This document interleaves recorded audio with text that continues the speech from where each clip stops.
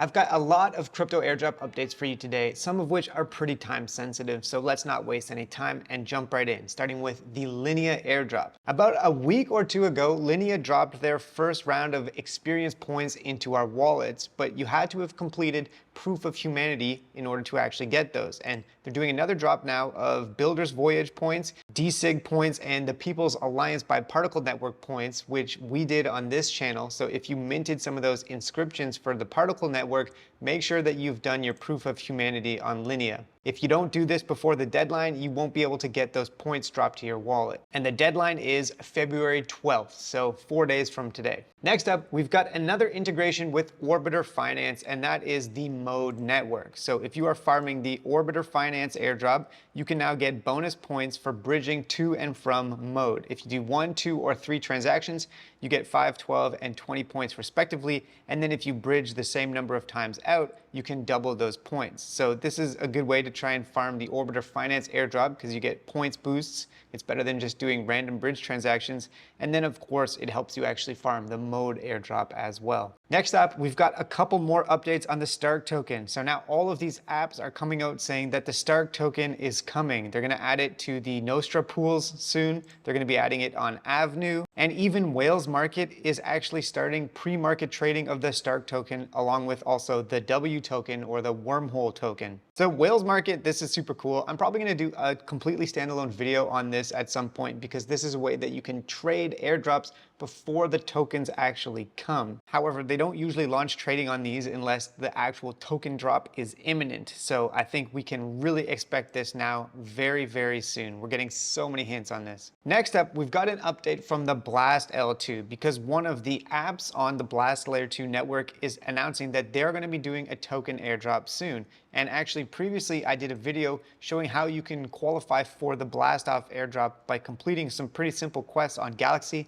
They still have a few of these open, so if you want to participate, it's relatively under-farmed. There's only 10 to 20,000 people participating in these, so really not that many. And it's all with testnet tokens. I have a previous video walking through exactly how you can do this, so I'll throw links to this down below if you still want to participate. I get the sense here, they're not confirming it 100%, but I do get the sense that the snapshot has not yet been taken because they're still encouraging people to collect points and NFTs, which you get for completing these tasks here. All right, next up, let's talk again about Pendle and EtherFi because I previously made a video about this and then literally the day after I posted it, they launched it on Arbitrum and L2, where the gas fees are significantly cheaper than Ethereum mainnet. So if you have been holding off on farming the EtherFi or the Eigenlayer airdrop because the gas fees are too expensive on the Ethereum network, now you can actually do it on Arbitrum. And so instead of paying $50 to make a deposit, you might pay $1 or $2. And in the first 2 weeks of this being open, they're offering a 3x points boost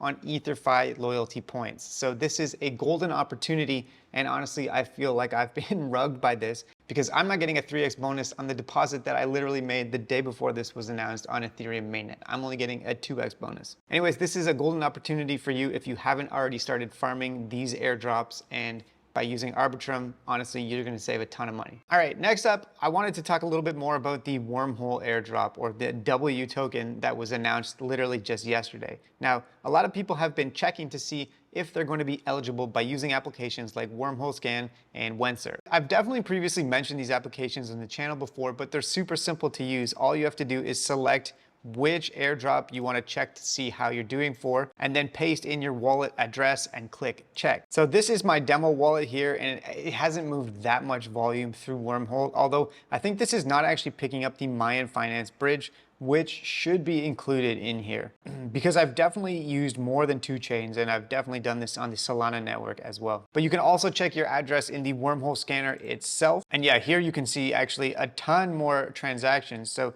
this is picking up a lot more than Wenser. So each of these, I'm not sure exactly what the methodology is that goes into these, but the Wormhole scan is picking up way more transactions and way more networks than the Wenser application itself. Anyways, you can definitely use these applications to see how your wallet is doing and to confirm whether or not you're going to be eligible. And then when it comes to the token allocation for the W token, I said yesterday that there's 17%, which is going to the community for an airdrop. Honestly, that's huge. Sometimes it's 1%, 5%, so 17% is massive.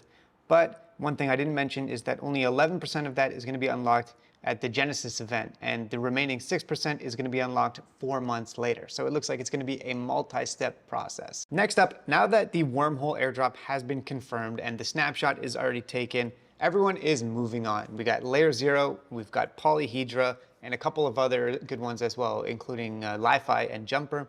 Anyways, this is a great thread from Info Insightful on Twitter talking about how you can maximize your capital efficiency by refueling on Merkley, because some routes are more expensive than others, depending on which chains you're going to and from when you use the bridge. And so he has this great chart here highlighting in green the cheapest interactions that you can use on Merkley's refuel, and you can direct them to go through the Polyhedra network instead of Wormhole or Layer 0. So this is a great resource to have, and I definitely recommend checking it out, going to Merkley as well and doing a couple transactions, especially on some of the cheaper interactions. And that's actually another thing I wanted to mention about the wormhole scanner. It's not picking up transactions done through, for example, Merkley, even though they were interacting with the wormhole protocol. So I'm hopeful that when the wormhole airdrop actually happens, the eligibility criteria is more comprehensively inclusive and also looks at things like bridging through Merkley with their WNFT bridge. For the Rainbow wallet, if you are trying to farm that airdrop, they have a mint on right now on ZORA. So this is actually a 2-for-1. You can mint this NFT for free plus mint fees, which is like $1 or $2. And then probably by holding this, you're gonna get more points for the Rainbow wallet airdrop. And also it helps you farm the ZORA airdrop as well. And then while you're already on the ZORA application, you might as well go mint one of my epic airdrop snowball NFTs if you haven't done that yet already. Okay, 2 more quick things. One is from DBank, and you can get this little badge if you receive the Dimension airdrop on DBank. I don't think it's actually going to be worth anything. It's basically just commemorative. So if you're already using DBank and you got the Dimension airdrop, you might as well just go and collect this badge just in case it has some sort of positive impact in the future. And then the final thing that I wanted to talk about today is that the Mode Network has launched a new campaign on Interact. So this morning I published a video tutorial walking you through exactly what to do to qualify for the Mode airdrop. But since I recorded that, they launched this new campaign on Interact where there's a bunch of different quests, including bridge to Mode, minting a domain name, and interacting with some of the DeFi applications. And if you complete all 5 of these quests, then you can mint this Mode Sentinel NFT, which will probably have some sort of relevance to the Mode airdrop campaign. And even if it doesn't, which I think is probably unlikely, by completing all of these quests, you're still racking up points for the Mode airdrop because you're doing transactions on that network and you're establishing your on-chain transaction history. So yeah, definitely go and check this out. It's not super difficult. I managed to complete all of the quests in a few minutes, so none of them are as hard as, for example, the Chroma campaign or the LINEA campaign. It's definitely a lot easier to do. So yeah, that's it for today's updates. Thanks so much for watching and have a great day, guys.